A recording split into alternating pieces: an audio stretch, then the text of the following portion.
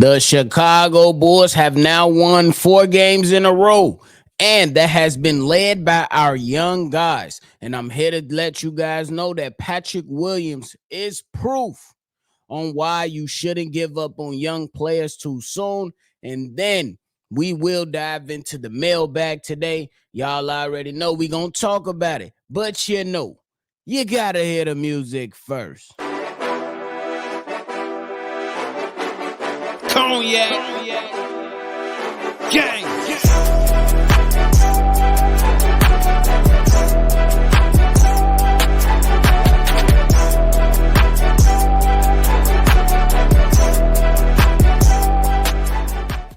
Shy Bulls podcast with the Cognac Boys. I'm Cognac Boy Bobby, and I'm holding it down on another episode of Shy Bulls podcast with me and my co-host C-Dub. If you like what you're listening to today, hit the like button, subscribe to the channel, and hit that notification bell so every time we drop, you'll be one of the first ones to know. Now, talking about Patrick Williams, man, I know there's been a lot of talk surrounding Patrick Williams, and a lot of people have been coming out saying that he's a bust. He's not it. He's passive P. Let's get rid of him. You would trade him for a pack of now laters and a bag of Funyuns. You would trade him for a fried bologna sandwich. You would trade him for a Billy Donovan's pack of gum, and that's about it. But as of late, Patrick Williams has been pretty damn good for the Chicago Bulls. And he is proof that you shouldn't give up on young talent so quick. The same can also be said about Kobe White. The same could be said about Ayo Dosunmu as well. In Patrick Williams' last 6 games, my guy's giving you 14.7 points. We're going to round up to 15. He's giving you 15 points, 5 rebounds. He's giving you a steal a game and a block a game. And he has been pretty damn good for when it comes to his shooting percentages from the field. 59% from the three-point line, 40% from Patrick Williams. He looks more comfortable. He looks more into the game. He's showing more emotion out there. He's giving more effort on both ends of the floor, and he's just simply playing basketball, something that we've been asking from Patrick Williams for a very long time. And I am happy to see that in his last 6 games, he is performing well and he is doing his job on both ends of the floor. When you talk about Kobe White, who really was the kind of like the lead guy on believing that you shouldn't give up on your young players too soon, my man in his last 6 games giving the Chicago Bulls 23, 5, and 5 from Kobe White. Excuse me. 23, 5, and 5 with 47% from the field and 50% from the three. Just recently set a franchise record in his last 10 games with 47 threes, bro. 47 threes. That is ridiculous. We look at Ayo Dosunmu, who has been elevating his game as well with the minutes that he's been earning off the bench, averaging about 26 minutes per game. So you still look at that. He's giving you 9 points, 2 rebounds, and 3 assists, and he's giving you a steal per game. 1 steal per game on 52% from the field. Not so great from the three, but 30%. We shall take it. At least that's how we gonna look at it for now. I gotta show love to these other young guys too, and come out and say, look, bro, we don't know what these young guys will turn out to, but we have to give them every opportunity to right their wrongs. Those young players that I'm talking about is Dalen Terry, Julian Phillips, Amada Sanogo, Henry Drell, and just these players. We don't know what these players could eventually turn into,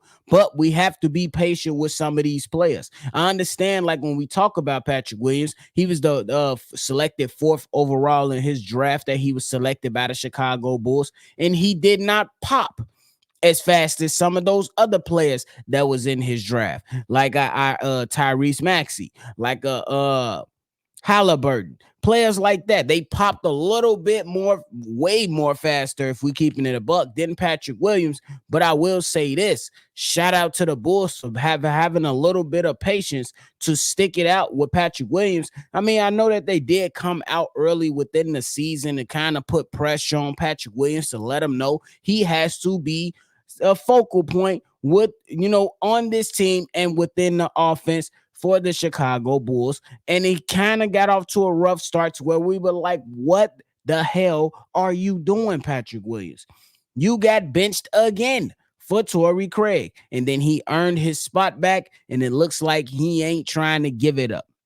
So shout out to Patrick Williams. You got to show love to these young guys because they are leading the charge right now. Kobe White is a guy who even had his struggles, with the Chicago Bulls. I know early on last season, there were plenty of people that wanted to trade Kobe White.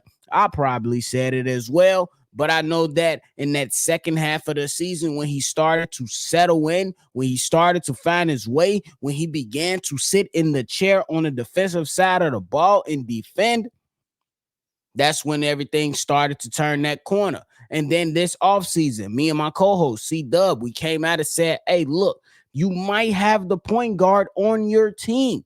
Give this young man an opportunity. Let's see it. Let's see it. He was a starter previously, was moved to the bench. He's grown. And then we wanted Kobe White to receive his opportunity on the Chicago Bulls. The Chicago Bulls, they went out and they got Javon Carter. A lot of people, including myself, at one point thought that Javon Carter was going to be the starter. But I still was on the side of allowing Kobe White to prove himself. And so far, so damn good with that decision from Billy Donovan and his coaching staff and all the guys that's involved to say, hey, let's give Kobe White an opportunity to see if he can do this. Wasn't the prettiest when he started the season, but he has gotten better every single game and every single week. And when it comes down to Ayo Dosunmu, look, that freshman year when he was a rookie, he came in solid. Last year, he was still, ranging around the same numbers as we was in his rookie season. But the percentages, there was a drop-off. The impact for Ayo Dosunmu, there was a drop-off. Seemed like he wasn't as lethal as we know he could have been in transition, attacking the basket. We felt like the confidence from shooting three was a bit low. But this season, my guy is back to what we need him to be. So that's why I'm all for allowing these young guys to push things forward and make the room a lot more brighter when we talk about what the Chicago Bulls will look like in the future. So I got to show them love. Kobe White, Ayo Dosunmu, and Patrick Williams. And then I got to give love to our young guys. Look, Dalen Terry is out of sight, out of mind. He hasn't received much minutes in his young NBA career. That does not mean he cannot play. I believe that he does need to polish up on a lot of his game, but we don't know what he can turn into. This is year 2 for him.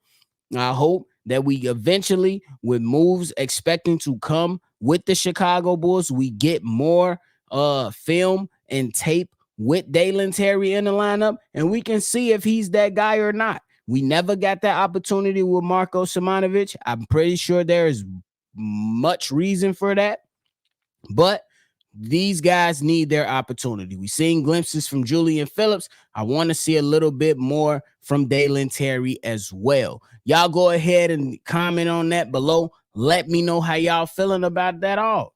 And then, we got that game tonight against the Milwaukee Bucks. Let me know your predictions on that. I think that the Chicago Bulls should be in good hands. The Milwaukee Bucks are still trying to figure it out over there. So the Bulls should be able to take advantage of that tonight, and we shall see what happens. If the young guys can continue their stellar play, and if the Chicago Bulls can continue to play team basketball at the highest level, we shall see. Drop your predictions below. But before we go, we got to show some love to our callers who called into the show this past week. I want to go ahead and give love to the guys that called in by introducing their voicemails to the show on today's episode. This first voicemail is from my guy, Corn. My guys, Bobby, C-Dub, Cognac Boys, Big Kev, Steve-O. What's up, Kings? Let's just get right into it, man. This is not about the Bulls here, you know what I'm saying? Because I know everybody going to have calls hearing about the four game, winning streak, exact, and all that shit. So I'm just going to talk about the future. Let's talk about the future of us. We need to start sleeping on this draft next year. Me and Steve-O got a disagreement going on. I feel like Zach Edey is a special player. If you don't know who Zach Edey is, look him up. He's only 2 hours away from Chicago. He plays for Purdue. He's the big man of the year. That's who we should get. Now, I get it. He's not the modern-day big man that the NBA fell in love with. Joel Embiid, Wemby's, and all them, right? The big man that can shoot, that can stretch the floor. Come from the 90s. I miss my Shaqs. I miss my Patrick Ewing. I miss my Elijah Wan. You understand? Like, I want a back-to-the-basket dominant center. And that is Zach Edey. He is a back-to-the-basket dominant, dunking your ass, nuts in your face, no pause, keep that shit playing. But like I said, man, he is a real special talent to me, man. He's super huge because he's going to be the guy that's going to be able to compete with the Chet Holmgren and the Wemby and all that because he's so huge, 7'4", 300 pounds, bro. Like that, man, he's an athletic Yao Ming, brother. I'm so serious. Check this man out. Check out. Don't even check the highlights. Watch the game. Watch how dominant he is on the floor. He changes everything. And that's the type of player that we need in Chicago. And the other thing that I love about him that was different from all the other college players, he's a senior. He's 21 years old. And if you really look at him and you really look at the stats, every single year he got better. So, appreciate you. Appreciate like always, man. I got to get up out of here. I know I'm a time late. But if you don't know about Zach Edey, y'all, look him up. That should be the first pick of the Bulls draft. Bless him. All right. So shout out to Corn for calling in, man. It's always a pleasure. I love what you said, though. I do believe that the Chicago Bulls, if you do look at the draft, that you might, I'm still trying to figure out it depends on what the Bulls do when it comes about who they're going to draft. I'm with you that the Bulls, if you go ahead and get a young athletic big, that will be good. But my only question is what do they do with Nikola Vucevic at that point? And then I got to add on, what do they do with Andre Drummond at that point? I believe this is his last season with Andre Drummond.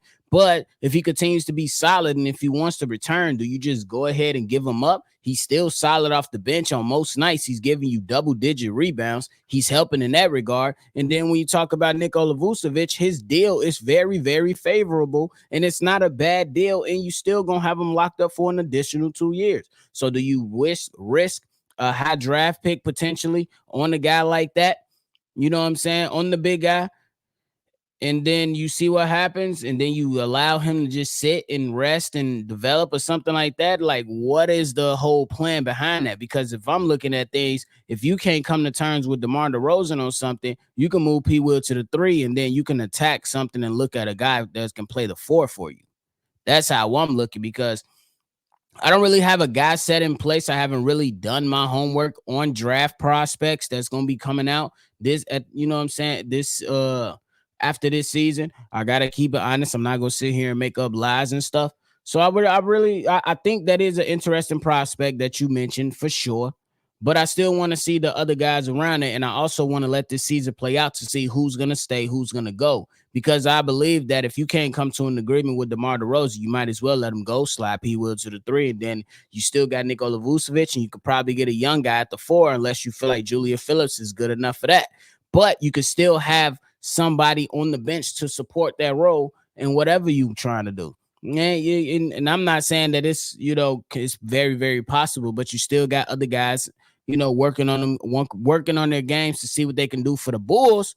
And you still got Julian Phillips who you can look at. So, not Julian Phillips, Justin Lewis, who you can look at. So it's still early. I want to allow a little bit more time before I start talking about prospects, but I'm not mad at this one. So shout out to you, Corn. Appreciate you for calling in. Now the last voicemail of the day before we get up out of here comes from my guy Ricky Curl. Here's the voicemail. What up, Bobby? See, that was Ricky Carroll. I sat here and watching you guys tonight. I'm sorry, guys, about Zach Levine. And the reason I'm sorry about Zach Levine because we didn't have a better coach. If Zach Levine went to San Antonio, he don't know how much better he would be. He would turn into the player everybody wants him to be because he would play hard for a good coach. Udoka should have been the Bulls coach. And if he would have been the Bulls coach, Zach Levine would have been just fine. Just fine. Somebody reached Patrick Williams. I knew it was going to happen. I just didn't know when. He got Tony Snell syndrome. But anyway, back to the Bulls. Kobe, he had an injury. It took him away from the game. You got to know, man, as soon as he got himself together and believe in what he does, he's going to be better. The only person bothering me is Booch. If Booch play and hustle, he's one of the top 5 centers in the league. But sometimes he don't feel like it. And that's a problem. Because sometimes he don't feel like it at the end of the game. So think about it. The Bulls going to be just fine now. And whoever they're going to bring in going to score more than Mark DeRosa if they get the right one. And then Mark DeRosa going to get the ball in the fourth quarter. He's like a pitcher in baseball. He's going to be the closer. Hope I get a chance to talk to you brothers one day. Have a good night. Peace. All right. So shout out to Ricky Curl. Thank you, man, for calling in. Appreciate you every time you do call in. You talked about Zach Levine and him needing better coaching. And you talked about Ime Udoka. I believe that Ime Udoka is one hell of a coach. Look what he's doing with the Houston Rockets. You know what I'm saying? And I believe they're going to go ahead and build something solid down there in Houston. So I got to show love for that. But when it comes to Zach Levine and Billy Donovan, I got to keep it a buck. These last 4 games, I believe it's a big enough sample size to say that Zach Levine has to buy in. I believe it's fair. I believe that Zach Levine has to buy into what the Chicago Bulls want to do offensively. You see that a lot of things, at least when it comes to playing the style of basketball that they want to play, a lot of the things is coming with getting Vooch involved at the elbow and then running corner actions with 2 other players and one, and it's going to be like a read and reacting with Nikola Vucevic, who's a solid passer, you know what I'm saying, and who can make most passes in this game. So I think that comes into play. And if Zach Levine buys in, he should be able to contribute. And we will have to see Zach Levine use his IQ a little bit more than what we've seen in years past. It's been tough. I understand that when it comes to Zach Levine, but he has to do that eventually, right? Eventually. And then you mentioned that Vooch is the top 5 center in the league. And I believe you could probably argue that. You know what I'm saying? Me personally, I'll put him in top 10, slide him down a little bit more other than the top 5. But I still believe that Nikola Vucevic is a solid center and he's on a team-friendly deal. Like his deal is not that bad. So I got to show the Bulls some love on that for getting them locked up for 3 years on a team on a favorable deal for the team. So showing love in that. We'll see what the Bulls eventually turn out to be when Zach Levine comes back, because I believe there is a strong possibility that Zach Levine ain't going nowhere no time soon. I believe in that. I believe there's a strong possibility that Zach Levine ain't going nowhere no time soon. But what I do believe, and I really do believe this, and y'all go ahead and mark this and check it down and listen to me closely. I do believe that if the Bulls want to be successful, you cannot have DeMar DeRozan and Zach Levine in the lineup together. That's just how I look at it. You've seen what DeMar has been doing. I believe in the last 2 games, he's had about 10 assists in each game. So that's 20 assists in 2 games. And the offense is moving. The young guys are moving. They're defending. They're getting easy baskets at the hoop. And there has been high IQ basketball play. The question is that comes into play is, can Zach execute that if DeMar DeRozan is out the door? That's the biggest question. So we shall see. But I appreciate you, Ricky and Corn, for calling in and supporting the channel as y'all always do. Thank y'all very, very much. But that is it for me today, ladies and gentlemen. Make sure you go ahead and you comment below on all the topics that we discussed today. If you want to be a part of an episode like this, make sure you call in at 773-242-9219. This is another episode of Shy Boys Podcast. Make sure you subscribe to the channel. I'm Bobby. I'm going to catch y'all on the next one for sure. Cognac. Gang.